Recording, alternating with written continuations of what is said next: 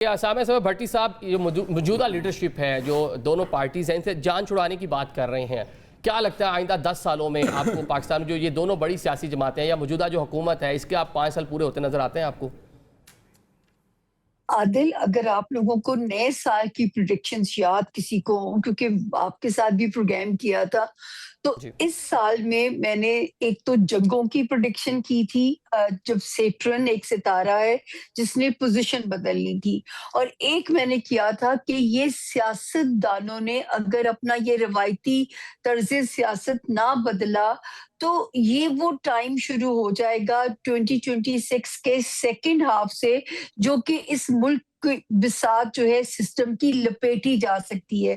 یہ اچھا ٹائم شروع ہو گیا ہے 27 جولائی سے، اس کے کیونکہ میں ٹائم فریم نکال سکتی ہوتی ہوں۔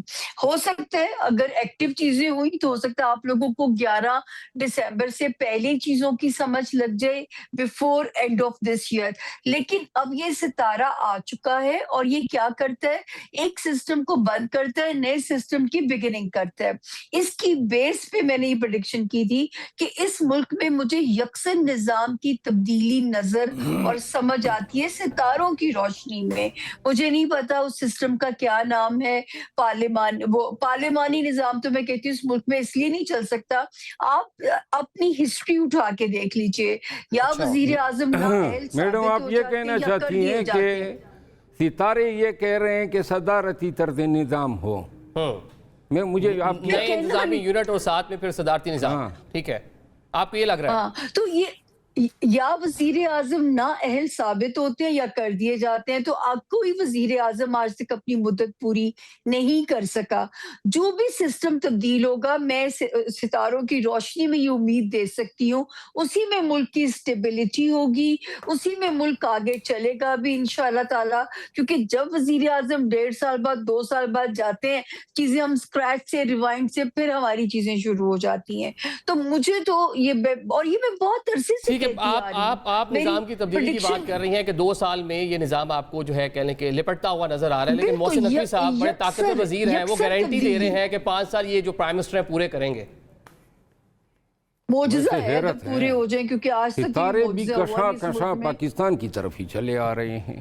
دیکھیں یہ بڑا محدود سا نالج ہے، نام مجھے نہیں پتا، وہ ٹیکنوکریٹس ہیں، وہ قومی ہے، وہ صدارتی ہے، باخدا نہیں پتا، لیکن مجھے ایسے لگتا ہے کہ یکسر تبدیلی سسٹم کی یہ ایک پیج کوئی واحد ہے جو میری راستے میں ہے، باقی تو اللہ تعالیٰ نے ساری پیش گوئیوں کی عزت رکھی ہے، اور ایک انشاءاللہ تعالیٰ اس سال کے ابھی جو ٹائم شروع ہوگا، 2 سال جو ہیں پاکستان میں اکنامک جو ہے وہ اسٹیبلٹی جو ہے وہ بھی آپ لوگ دیکھو گے۔ ٹھیک ہو گیا۔ چلیں عمر صاحب، پاکستان کی جو آبادی ہے 65% نوجوانوں پر مشتمل ہے، آنے والا پاکستان کیسا ہونا چاہیے آپ کے مطابق، اور ایک جو نوجوان ہے وہ کیا سوچ رہا ہے اپنی لیڈرشپ کے حوالے سے، اور پاکستان سے کیا توقعات ہیں؟ پاکستانی نوجوان جو ہیں، موجودہ جنریشن ہے، میں اس کو بہت پسند کرتا ہوں، بڑی ویجیلنٹ ہے، بڑی تیز ہے، لیکن ایک چیز کی مجھے سمجھ نہیں آ رہی ہے کہ جب ہم اثر اقوام کے ساتھ ان کا مقابلہ کرتے ہیں تو سیاسی طور پر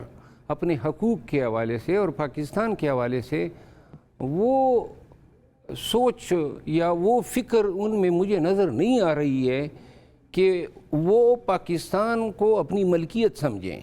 اچھا، پاکستان ان کا ہے، تو کیا کریں ملکیت سمجھ کے؟ سڑکوں پر نکل آئیں، کاکروچ بن جائیں، کیا کریں؟ ویسے کئی لیڈر تو ان کو کاکروچ کہہ بھی رہے ہیں۔ دیکھیں یہ جو 2 خاندانوں کی بات کر رہے ہیں، جو یہ نظام کی برائیاں گنوائی جا رہی ہے، اس کا اور حال تبھی ممکن ہے جب نئی جنریشن آئے اور سیاسی قیادت سنبھالے، کیونکہ پرانوں سے بوڑھوں سے کوئی پاکستان نہیں سنبھلا۔ اس کو سنبھال سکتی ہے نئی جنریشن، لیکن نئی جنریشن شاید خواب خرگوش کے مزے لے رہی ہے۔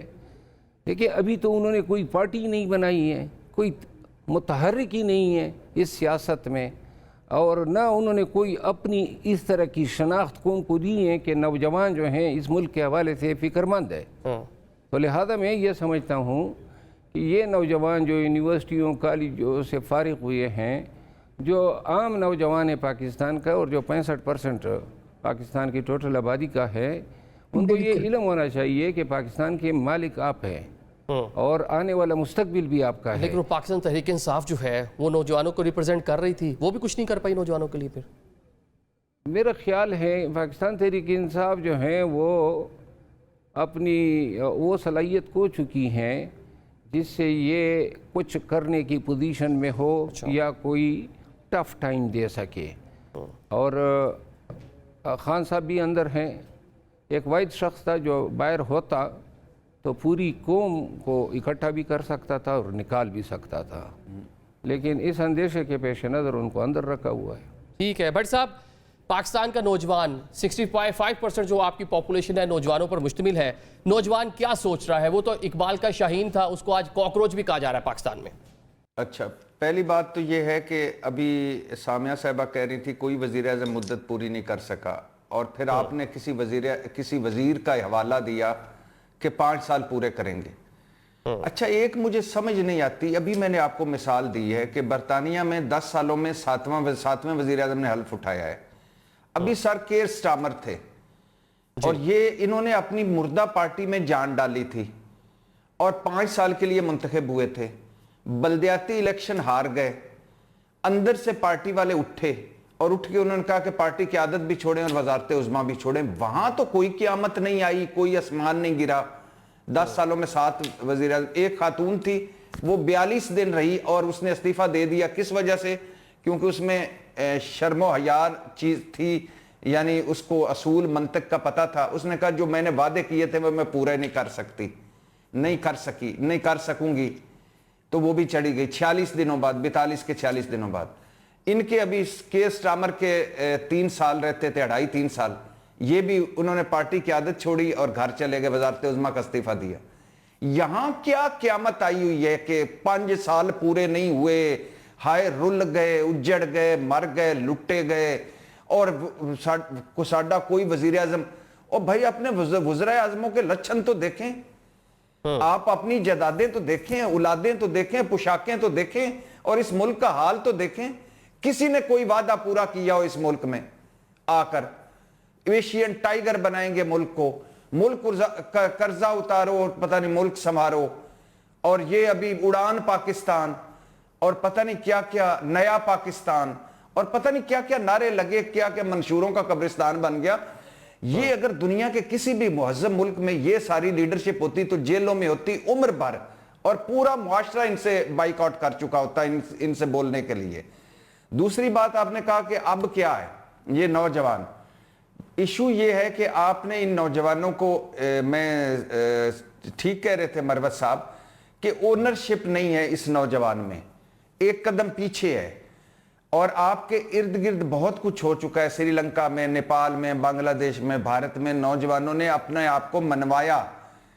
آپ نے سارے رستے بند کیے ہوئے ہیں نوجوانوں کے. یہ رستے آپ کو کھولنا پڑیں گے اس پاکستان کے لیے, اور اس جو بچی ہے سرزمین اس کے لیے, اور اپنے فیوچر کے لیے.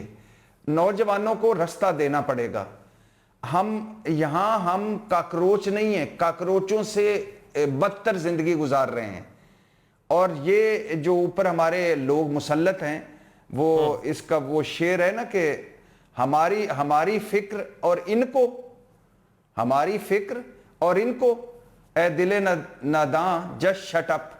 یہ یعنی ان کا ایک اپنا رستہ ہے اور باقی دوسری قوم کا ٹھیک ہے. لیکن بھٹ صاحب بنگلہ دیش کی بات کر لیں, نیپال کی اگر بات کر لیں یا انڈیا کی بات کر لیں, نوجوان نکلے, رستے تو ان کے بھی روکے گئے, لیکن جناب وہ منظم نظر آئے, وہ پولیٹیکل لیڈرشپ کو بالآخر ان کے پیچھے آنا پڑا, ان کے مطالبات ماننا پڑے. تو پاکستانی نوجوان اس طرح نکلا بھی نہیں. وہ نکلتا ہے تو پولیٹیکل لیڈرشپ کے پیچھے نکلتا ہے, لیکن ہم نے وہاں پر دیکھا کہ پولیٹیکل لیڈرشپ ان نوجوانوں کو پیچھے آ کر ان کو جوائن کرنا پڑا مجبوراً. نکلیں گے بھائی, یہ ہمارے نوجوان کمال کے لوگ بچے ہیں, ہماری جو بعد کی نسل ہے, ہم سے کم منافق ہے, ہم سے کم جھوٹی ہے, ہم سے زیادہ سچی ہے. ہاں ان کا ایک آئیڈیلزم ان کے پاس زیادہ ہے, اور یہ ہونا بھی چاہیے.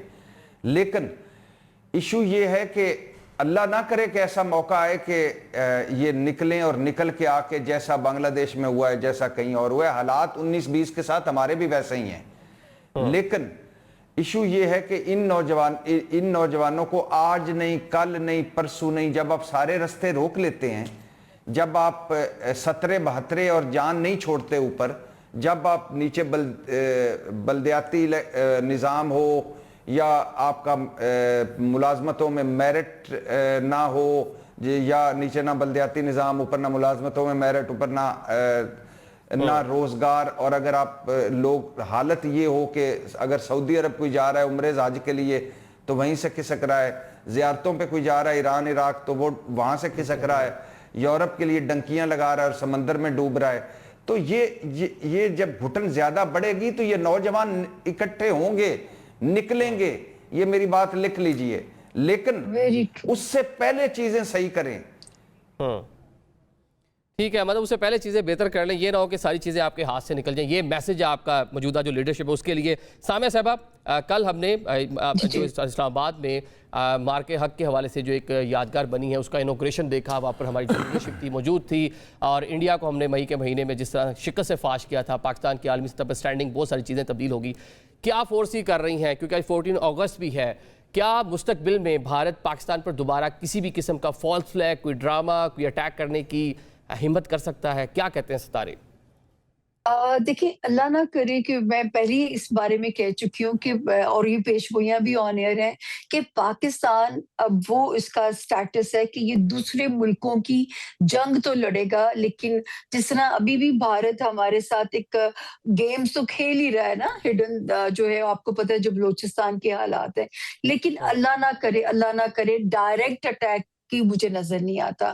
یہ وہی ٹائم ہو جائے گا شروع جس کی پریڈکشنز جو ہے ولیوں نے اور نبیوں نے کی ہوئی ہیں، اور جو ہولی بک کے اندر ہے۔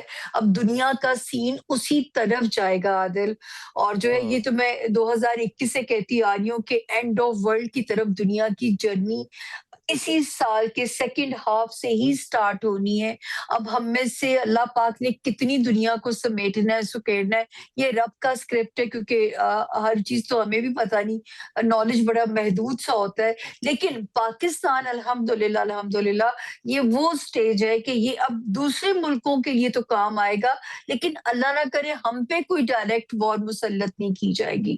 اور ذرا تھوڑا سا جب تک 28 ستمبر نہ گزر جائے اس سال کی، تھوڑا ہمارے عسکری اداروں پہ پریشر ضرور آئے گا، لیکن وہ جیسے کوئی بیرونی دباؤ یا اندرونی ایسا ہو سکتا ہے، لیکن کوئی خطرے والی سچویشن نہیں ہے، اور 28 سپٹمبر کے بعد پھر سچویشن جو ہے وہ انڈر کنٹرول ہے۔